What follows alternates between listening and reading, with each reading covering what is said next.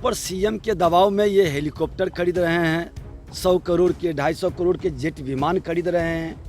और super CM के पिताजी बड़े भाई ने कहा कि आपको देश भ्रमण करना है क्योंकि आपको प्रधानमंत्री बनना है, और उसके चक्रव्यूह में ये फंसते जा रहे हैं। ध्यान कर देता हूं कि उसके चक्रव्यूह में भ्रष्टाचारियों की गोद में बैठ गए हैं। उस आवरण से पूरी तरह से आपको ढक लेगा।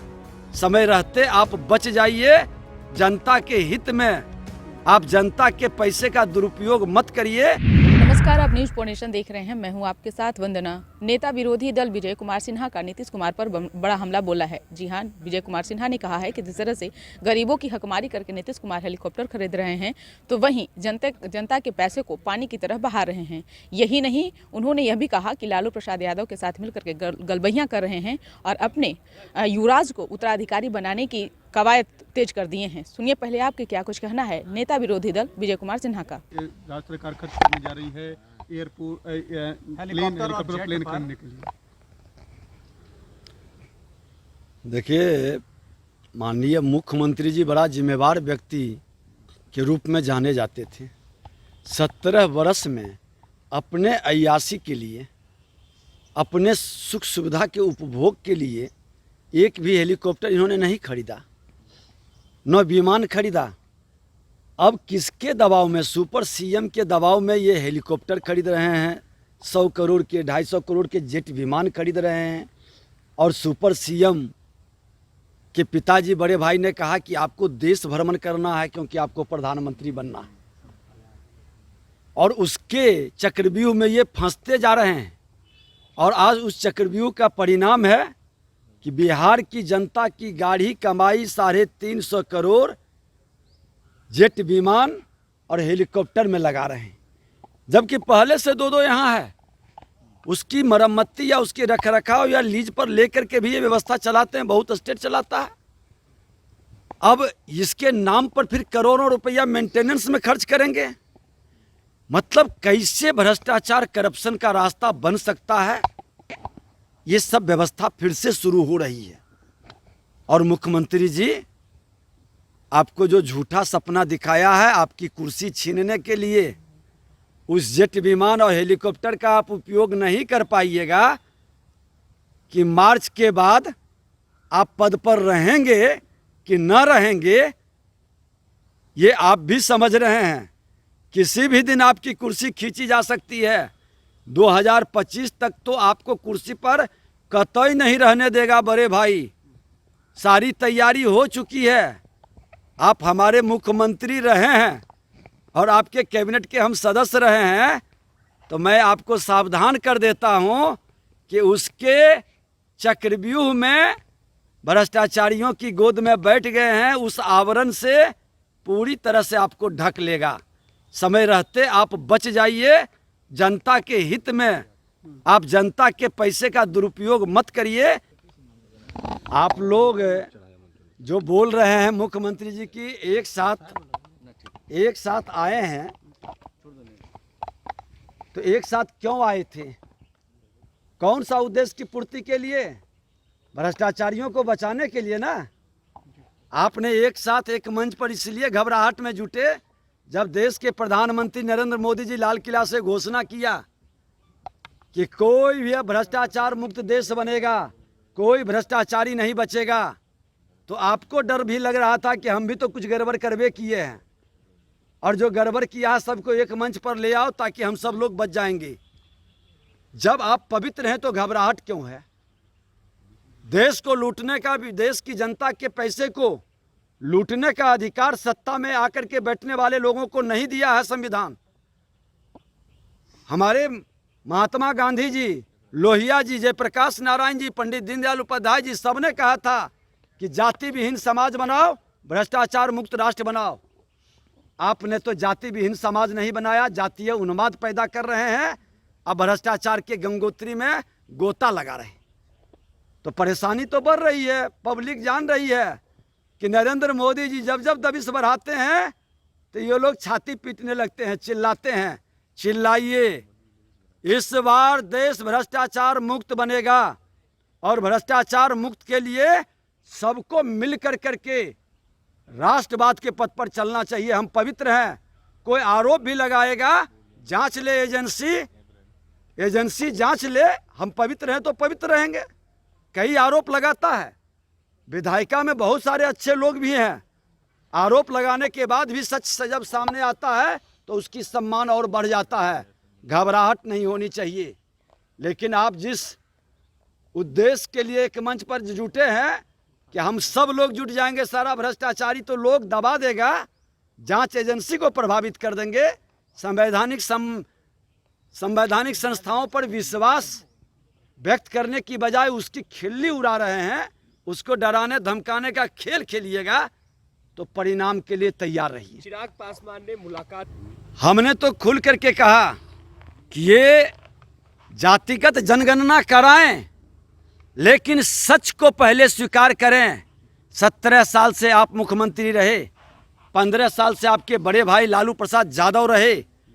ये 32 साल में आपने कितना दलित, महादलित और अति पिछड़ा को आगे बढ़ाया, और नहीं बढ़ सका तो जिम्मेवार कौन? बिहार की जनता, बिहार के गरीब लोगों के बच्चे आज विद्यालय में, भवन में कक्ष नहीं है, बाहर ठंड में ठिठुर रहा है, टीचर नहीं है, शिक्षक अभ्यर्थी रोड पर धरना प्रदर्शन कर रहा है, लाठी से भी पीट रहे हैं।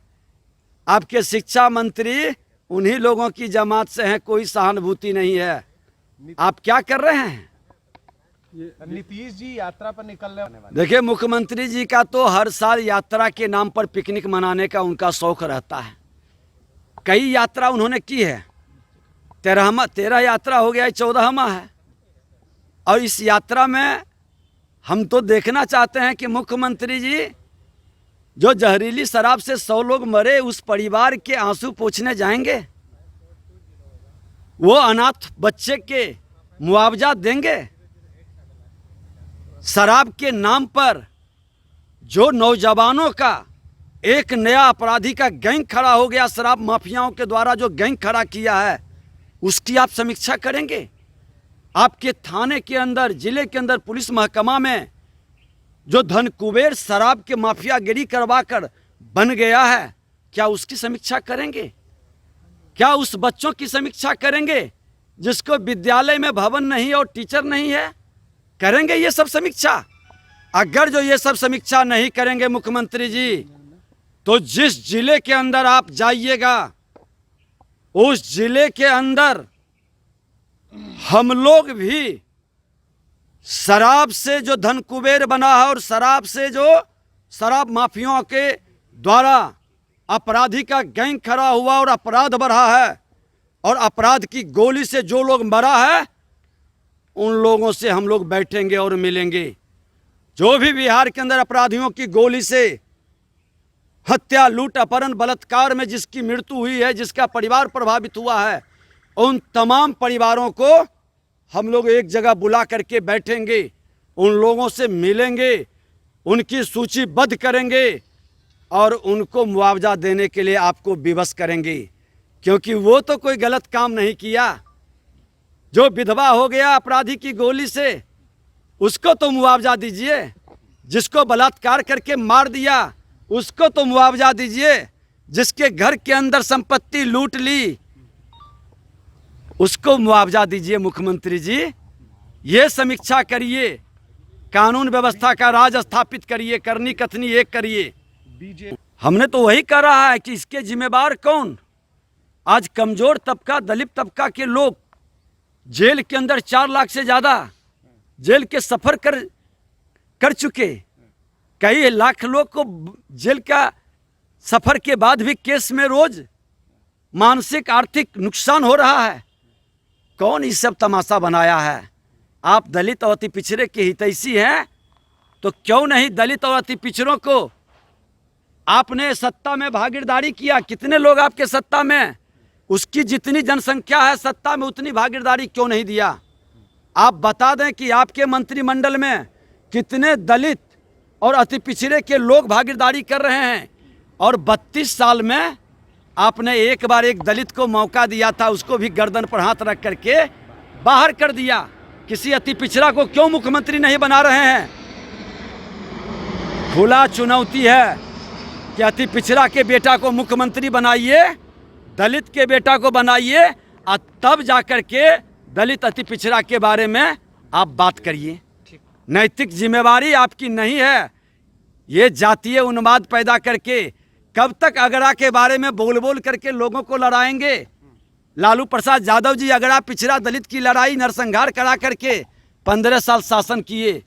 आपको तो भारतीय जनता पार्टी ने 15 साल शासन में बैठाया था, सुशासन स्थापित करने के लिए, सबका साथ सबका विकास करने के लिए, सामाजिक समरसता लाने के लिए। लेकिन आप फिर से वही पैटर्न पर लौट रहे हैं। तो अब फिर आपसे झांसा में नहीं आएगा। दलित का बेटा, अति पिछड़ा का बेटा आपसे पूछेगा कि 32 साल में मेरी हिस्सेदारी क्या गई? हमको आपने तंग तबाह क्यों किया? हमको आपने जहरीली शराब पीने के लिए और जहरीली शराब से मौत पर मुआवजा क्यों नहीं दिया? रोजगार का अवसर क्यों नहीं दिया? गोलियों का शिकार क्यों अपराधियों का होने दिया? जेल के अंदर हमको क्यों भेजा? ये तमाम विषय पर जवाब देना होगा सत्ता में बैठे बड़े भाई लालू प्रसाद यादव जी और उनके छोटे भाई नीतीश कुमार जी।